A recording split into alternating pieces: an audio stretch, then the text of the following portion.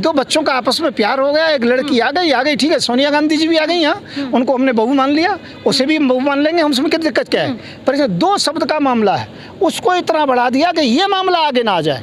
2 महीने तक वीडियो को दबाए रखा एकदम से कि ये मामला कहीं आगे ना आ जाए, और ये मामला आया है। अब कुछ ना कुछ होगा देश के अंतर्गत में। सोनिया गांधी तो पाकिस्तान से नहीं आई थी ना, पाकिस्तान तो हमारे विरुद्ध रहा है हमेशा से, हमारी उनसे लड़ाई रही है। और जिस तरीके से मुसलमानों के लिए आप लोग कह रहे हैं देश में पॉपुलेशन बढ़ रही है, लेकिन जब बाहर से एक महिला आती है और उसे एक हिंदू लड़के से प्यार हो जाता है, तब आपको इस पर सवाल नहीं उठाना। लेकिन देश में अगर लव जिहाद होता है तो उस पर आप सवाल उठाते हैं। इसको लव जिहाद नहीं कहेंगे? नहीं, मैं ये कहना चाहता हूँ कि ये लव जिहाद है और ऐसा नहीं होना चाहिए। टिप्पणी हो जाएगी कि उनके बीच में एक ऐसे जो कि बड़े महान पुरुष हुए हैं जो 84 साल की उम्र में 6 साल की लड़की से शादी करके कहते हैं कि मैं अबलाओं को स्थान देता हूं, उनको जो कि पनाह देता हूं, उनका सहयोग करता हूं। आज मैं जो कि 54-55 साल का हो गया हूं और मैं 6 साल की लड़की से शादी करके कहूं कि मैंने इसको जो कि जगह दी है, पनाह दी है, नहीं, मैं उसे बेटी भी बना सकता हूँ, अपनी पौत्री भी बना सकता हूँ। तो उन महान पुरुषों से इस प्रकार का जो कि एक शिक्षा प्राप्त होती है, तो वहाँ शिक्षा गलत है।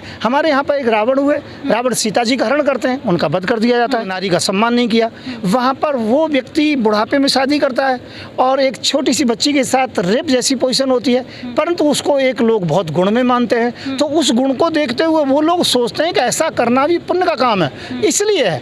अब जैसे हलाला है, ये डायरेक्ट रेप है, ससुर बहू से रेप करता है, जेठ करता है, सभी लोग करते हैं, तो ये गलत है ना। तो इसीलिए इस धर्म को टारगेट करना। नमस्कार, मैं हूं तनु और आप देख रहे हैं नेशन कीपर। दिल्ली के जंतर मंतर पर हैं हिंदू सेना से हमारे साथ युवराज जी संत महाराज जुड़े हुए हैं। मैं उनसे जानने की कोशिश करूंगी कि मणिपुर में जो हिंसा हुई, वाकई उस हिंसा को लेकर आज प्रदर्शन चल रहा है, पर क्या इस पर जो प्रदर्शन लोग कर रहे हैं वाकई उस पर प्रधानमंत्री नरेंद्र मोदी संज्ञान लेंगे और आरोपियों को सज़ा मिलेगी? सबसे बड़ा सवाल देश में नारी सम्मान का है, जिसको लेकर संत युवराज जी लगातार खड़े रहते हैं और सवाल उठाते हैं कि आखिर आज देश की बेटियां कहाँ तक सुरक्षित है, कहाँ तक सुरक्षित है बेटियां? जिस तरीके से आपने देखा मणिपुर में वो और भी राज्यों में ये हिंसा देखने को मिल रही है, क्या कहना चाहेंगे? मैं आप सबका स्वागत करता हूँ कि आप निष्पक्ष होकर के पूरी आवाज़ देश में पहुँचाते हैं, और यदि आप लोग ना होते तो हो सकता है शायद जो फ़ोटो वायरल हुआ है मणिपुर का वो वायरल नहीं हो पाता।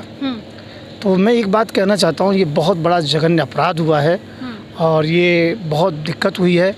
काफ़ी दिनों से हम देखते रहे हैं भाई, कुछ मुद्दों पर मोदी जी से हमें जो कि आपस में हमारी परेशानी थी, बीच में समझौता हुआ, पर समझौता का मतलब ये नहीं है कि हम अन्याय को भी सहन कर लें।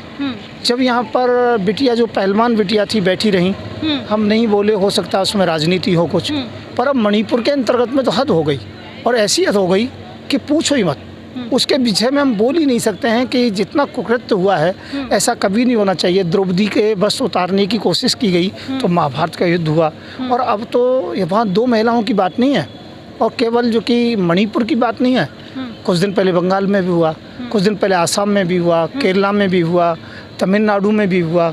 आखिरकार ऐसी बातें क्यों होती हैं?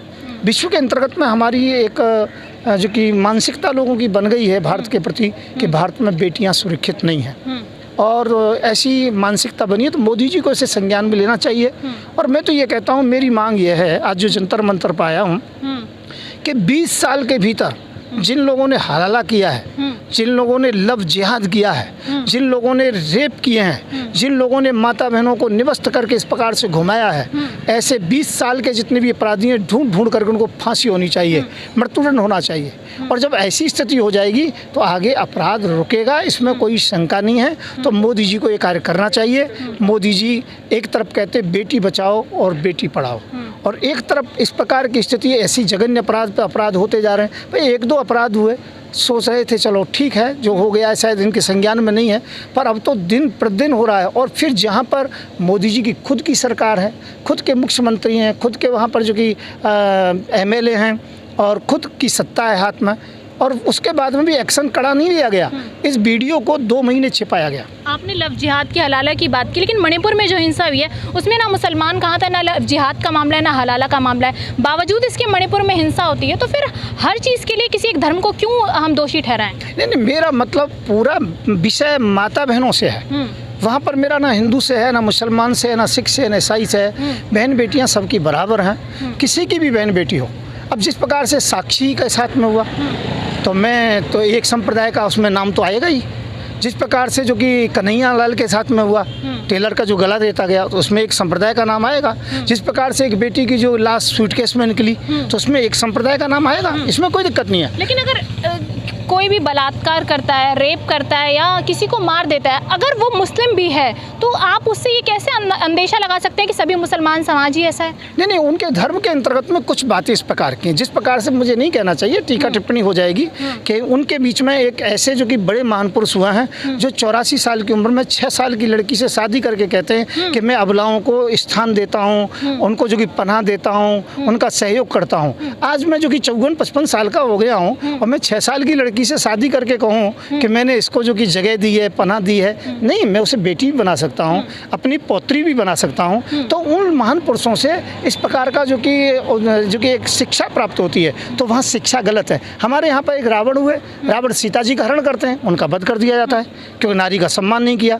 वहाँ पर वो व्यक्ति बुढ़ापे में शादी करता है और एक छोटी सी बच्ची के साथ रेप जैसी पोजीशन होती है, परंतु उसको एक लोग बहुत गुण में मानते हैं। तो उस गुण को देखते हुए वो लोग सोचते हैं कि ऐसा करना भी पुण्य का काम है, इसलिए है। अब जैसे हलाला है, ये डायरेक्ट रेप है, ससुर बहू से रेप करता है, जेठ करता है, सभी लोग करते हैं, तो ये गलत है ना। तो इसीलिए इस धर्म को टारगेट करना पड़ेगा। यदि हमारे धर्म में कोई गलती है तो उसमें सुधार होना चाहिए, उनके में भी है तो सुधार होना चाहिए।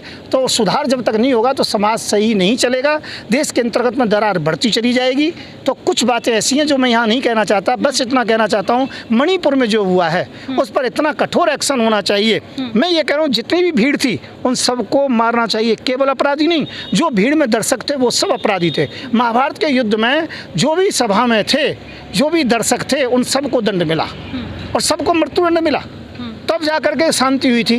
तो हमें शांति तब होगी मणिपुर में जो इस कांड के अंतर्गत में, और जिस प्रकार से इन बहनों के साथ हुआ है ऐसे और बहनों के साथ हुआ है, उन सबको मृत्युदंड मिलना चाहिए, फांसी होनी चाहिए। ये मोदी जी का काम है। यदि विफल होते हैं मोदी जी तो थोड़े दिन की सत्ता हमारे हाथ में दे दें तो हम उन्हें अच्छी प्रकार से ऐसा जो कि हम इतिहास बना देंगे कि भविष्य में इस प्रकार से 7-7 पीढ़ी तक भी कोई ऐसा नहीं करेगा। ठीक है, मणिपुर में जो हिंसा हुई, बेटियों के साथ जो रेप हुआ, उसके एक दोषी के घर में आग लगा दी गई है।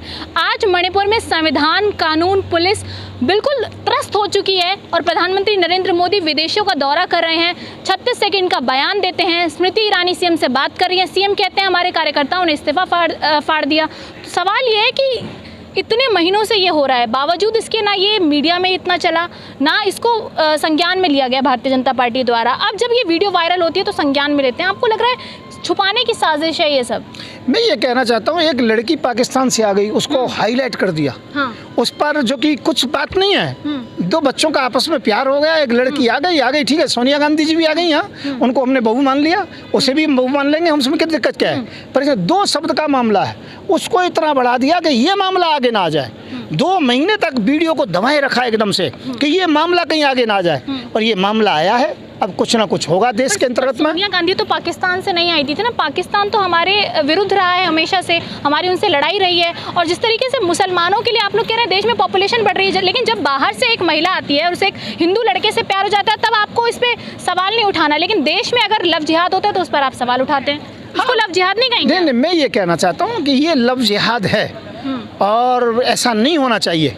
और यदि ऐसा हुआ है और यदि उसके अंतर्गत में लड़की चाहती है तो उसमें कोई दिक्कत नहीं है। हिंदुओं में क्या होता है, जब भी लड़की ने बैक किया है तो मुसलमानों लड़कों ने उनके टुकड़े कर दिए हैं, सूटकेस में रख दिया है। यदि लड़की बैक होती है, मैं कहता हूँ जब लड़की उसके साथ में गई तो हमने कुछ नहीं कहा, और जब बैक हुई तो उसे टुकड़े क्यों कर दिया गया। मैं कह रहा हूँ अपनी इच्छा से जी सकती है, रह रही है उसके साथ तो रहे, ना रहे तो कोई दिक्कत नहीं है। तो टुकड़े करने का मतलब क्या है? तो ये कुछ बात सोचनी पड़ेगी कि मुसलमानों में कुछ ना कुछ कहीं ना कहीं गड़बड़ी है, जो गड़बड़ी को दूर करना पड़ेगा। और सबसे बड़ी बात क्या है कि वहाँ पर बुढ़ापा ही नहीं आता उनके अंतर्गत मुसलमानों में। अच्छा। वो बुढ़ापे के अंतर्गत में भी चरित्रहीनता उनके साथ में समाई रहती है। मैं कह रहा हूँ 80-80 साल के भी शादी कर लेते हैं, अपनी बहुओं के साथ संबंध है उनकी बहन बेटियों का भी कोई सम्मान नहीं है। कोई यदि उनकी बहनें जो होती हैं कि दूसरी माँ के साथ आते हैं उसके साथ भी संबंध बना लेते हैं। चाची ताइयों से बना लेते हैं, मामा की लड़की, फूफी की लड़की, मौसी की लड़की, उससे भी शादी। एक दिन पहले आते हैं ये मेरी मामा की लड़की है, चाचा की लड़की है, बाद में कहते हैं मेरी प्रेम का शादी है, जो कि पत्नी है मेरी। महाराज जी कितने केसेस देखे हैं आपने ऐसे? ऐसे एक नहीं अनेकों देखे हैं, हजारों की तादाद में देखे हैं, बचपन से अब तक देखते आ रहे हैं। और ऐसे ये केस बिल्कुल गलत है। मैं उन लोगों के बीच में रहा हूँ और मैंने अच्छी प्रकार से उनको जांचा परखा है, परंतु ये बिल्कुल गलत है। इसमें सुधार होना चाहिए और इसके लिए जो संविधान बनाया जा रहा है कि सबके लिए बराबर कानून होना चाहिए, ये कानून का हम समर्थन करते हैं। अच्छा, हिंदू राष्ट्र की भी आप लोग मांग कर रहे हैं शायद? हाँ, मैं हिंदू राष्ट्र की मांग इसलिए कर रहा हूँ, हाँ। जिस प्रकार से 370 की धारा हटाने की घोषणा हो गई तो आतंकवाद समाप्त हो गया। आतंकवाद समाप्त हो गया। आतंकवाद समाप्त हो गया। पहले आतंकवादी आते थे। जम्मू कश्मीर में आज भी वही हालात है। हम भी जम्मू कश्मीर गए थे। आज ठोक दिए जाते हैं आतंकवादी, आज आतंकवादियों को ठोक दिया जाता है। और पहले आतंकवादी हमें ठोक देते थे, हमारे सैनिकों को ठोक देते थे। पत्थर चलाने वाले पत्थर चलाते थे और फिर वो ये कहते थे कि हमारी आज़ादी है, परंतु वास्तविकता यह है कि आज वो स्थिति नहीं है, चाहे कुछ भी क्यों ना हो। नहीं समझे? तो मैं इस बात के लिए कहूँगा कि आतंकवाद से मुक्ति हुई है देश के अंतर्गत में। इसी प्रकार से हिंदू राष्ट्र की बात होते ही, हिंदू राष्ट्र का घोषणा होते ही यहाँ आतंकवाद समाप्त हो जाएगा, लव जिहाद समाप्त हो जाएगा, यहाँ बहन बेटियों की इज्जत एकदम से सुरक्षित हो जाएगी। बहुत बड़ी दिक्कत है और मैं ये कहता हूँ हमारे राम और कृष्ण का देश है, तो इसे हिंदू राष्ट्र क्यों नहीं घोषित करना चाहते हैं? मणिपुर में दो समुदाय के बीच लड़ाई होती है तो मणिपुर जल उठता है, लेकिन अगर देश में हिंदू राष्ट्र की जब बात होगी तो सोचिए ना कितने समुदाय, कितनी जातियों के बीच आपस में झगड़े होंगे। नहीं, कोई भी जाति के अंदर में झगड़ा नहीं होगा, कोई भी समुदाय के बीच में झगड़ा नहीं होगा, ये झगड़े का विषय नहीं। 370 की भी ये कहते थे हट जाएगी तो ये कर देंगे, खून की नदियाँ बहा देंगे, और वहाँ के नेता क्या क्या कहते थे, बाद में बिल में घुस गए सब लोग। तो इसी प्रकार से होना चाहिए। राम जन्मभूमि बनी तो ये हो जाएगा, वो हो जाएगा, कुछ नहीं हुआ। मैं ये कहना चाहता हूँ देश में अच्छा काम होना चाहिए, अच्छे काम के लिए, देश में शांति के लिए। अब क्या है, एक सबसे बड़ी समस्या है, जहाँ पर 25-30% मुस्लिम हो जाता है, वहाँ से हिंदू पलायन करना शुरू कर देते हैं। हमारे बच्चे हैं, हम जिस मोहल्ले में रहते हैं वहाँ पर हमने देखा है, ईद के दिन कुर्बानी करेंगे हम तो बकरा छत पर ले जाके काटेंगे, हमारा घर है, हमारा मकान है। अरे हमारे वहाँ बच्चे हैं, तुम खून खराबा करोगे, उन पर क्या जो कि असर होगा। इसलिए इन चीज़ों का हम विरोध करते हैं और इसका विरोध करते रहेंगे और इसमें सुधार करना चाहिए। हमारा पड़ोसी भी स्वच्छ होना चाहिए, चोर उचक्का नहीं होना चाहिए। हमारा पड़ोसी यदि हिंसक है, गलत है, व्यभिचारी है, तो उसे पड़ोसी को वहाँ से या तो जो कि स्वयं चला जाना चाहिए, नहीं तो कभी ना कभी उनसे झगड़ा होगा और उसको जो कि भगाया जाएगा। मांस की आप बात करें, मांस तो हिंदू भी खाते हैं। मैंने उसके विषय में नहीं कहा, मैंने कहा हिंसा की बात की है, हिंसा की बात की है। इस प्रकार से हिंसा करना तो उसका मैं विरोध करता हूँ। चाहे बलि करते हों हिंदू, मैं उनका विरोध करता हूँ। जो हिंदू मांस खाते हैं उनका विरोध करता हूँ और जो मुसलमान खाते हैं उनका विरोध करता हूँ। उसमें क्या दिक्कत है? मैं तो अहिंसावादी व्यक्ति हूँ, मैं तो अहिंसा की बात करता हूँ, हिंसा की बात ही नहीं करता हूँ। लग रहा है हिंदू राष्ट्र बन पाएगा। एक गाँव हिंदू का नहीं है, सिर्फ एक कोई राज्य हिंदू नहीं है सिर्फ, कैसे राष्ट्र बनाएंगे? देखो, हिंदू राष्ट्र तो है, इसमें कोई दिक्कत नहीं। मानसिकता बदलनी पड़ेगी। जहाँ शांति रहे, जहाँ सद्भाव रहे, जहाँ अच्छी बातें हों, वहाँ पर हिंदू राष्ट्र ही है। बस इतना है। बाकी तो ये राम और कृष्ण का देश है, इसको चैलेंज कोई नहीं कर सकता है। यहाँ पर यज्ञ की जो कि धुआं उठता है यज्ञ का, और आतंकवादियों का जो कि बारूद का धुआं उठता है। दूसरी बात कहना चाहता हूँ, यहाँ पर जो कि वेद मंत्र बोले जाते हैं, यहाँ पर की भूमि जो कि बड़ी सुगंधित वातावरण करती है, यहाँ पर जो कि लोग संत महात्मा तपस्या करते हैं, वो भूमि है, तो वही रहनी चाहिए। शांति का व्यवहार होना चाहिए। यहाँ पर हिंसात्मक और राक्षसी व्यवहार नहीं चलेगा। इसको अब तक बर्दाश्त कर लिया। हमारे बुजुर्गों को हो सकता है शायद वो ज़्यादा ही जो कि कुछ अतिथि देवो भव की बात करते थे, वो इन्हें अतिथि कहते थे। अतिथि देवो भव, बाहर से आ गए तो आइए, उनको शादी भी कर दी, ये कर दिया, वो कर दिया, अकबर को जोधा दे दी, ये कर दिया, वो कर दिया, और वो हमसे काफिर कहते रहे। और वो काफिर का मतलब ही नहीं समझते थे। काफिर का मतलब क्या है? अब लोग पढ़ लिख गया है, हम लोग जान गए अच्छी प्रकार से, इसलिए इस चीज़ को हम बर्दाश्त नहीं कर सकते। और हमें अब किसी भी स्थिति के अंतर्गत में शांति चाहिए और अमन चैन का माहौल चाहिए। बहुत बहुत धन्यवाद। संत युवराज जी थे जिनकी बात आपने सुनी।